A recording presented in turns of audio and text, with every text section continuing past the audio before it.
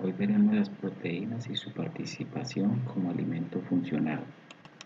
Las proteínas son moléculas formadas por la asociación de aminoácidos dispuestas en forma lineal.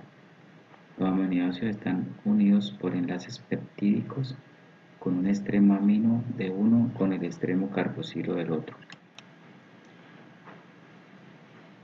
La degradación de los enlaces peptídicos pueden darse vía hidrólisis ácida, hidrólisis básica, enzimática, donde intervienen proteolíticas, también por la temperatura, que solo hace desnaturalización, y si se utiliza temperatura a mayor de 110 grados centígrados, alrededor de 48 horas, ya hay rompimiento de la estructura.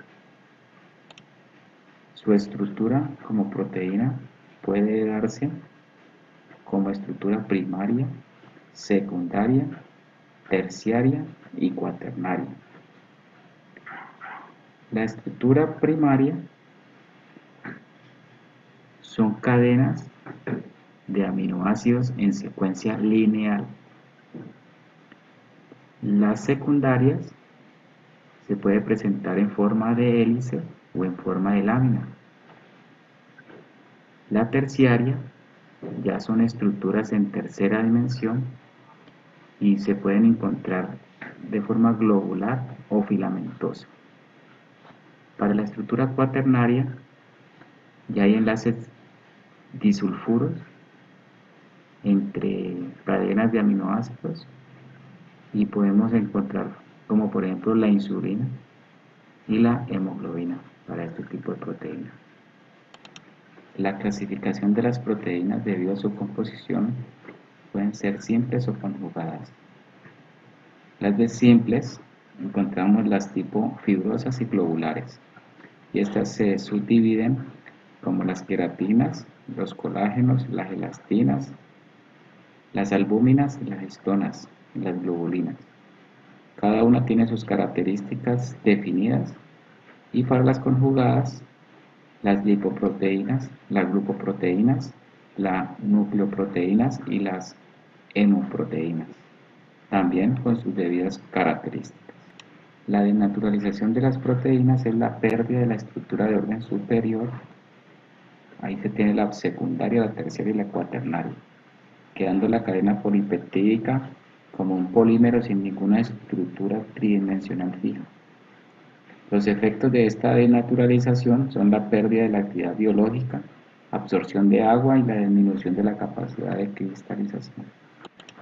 Las proteínas cumplen una función importante en los alimentos, como la nutricional, porque son fuentes de aminoácidos para la síntesis de proteínas, funcional, para la formación de espumas, geles o estabilizan emulsiones, catalítica, desde el punto de vista enzimático, responsable de casi todos los procesos bioquímicos en sistemas biológicos, la función estructural, estructura fibrosa en la carne, la cuajada y en la textura del pan,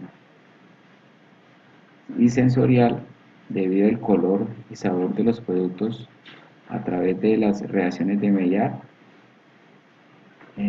Los polipéptidos y aminoácidos libres contribuyen al sabor de los alimentos también.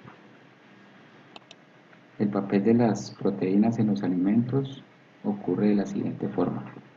Los aminoácidos que constituyen los eslabones de las cadenas proteicas de los alimentos, una vez separados en la digestión, son los bloques con que el organismo construye sus propias proteínas, que son distintas de las ingeridas.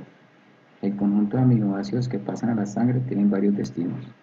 Uno es la biosíntesis de proteínas musculares y de otras estructurales, plasmáticas y enzimáticas, que están en muy pequeña cantidad, pero que son funcionalmente indispensables. Otro camino es la reposición de pérdida de células epiteliales, como el pelo, las uñas, entre otras. También tenemos la biosíntesis de otros compuestos nitrogenados como los ácidos nucleicos. Ahí tenemos el ADN y el ARN y algunas hormonas.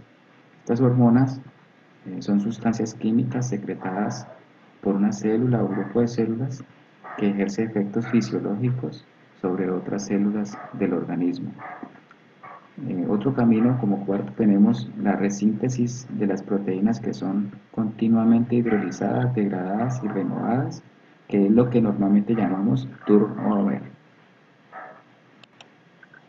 Para definir cuánta proteína debo consumir, como ejemplo tengamos un adulto normal de 70 kilos, que puede tener de masa proteica alrededor de 10 y 12 kilos.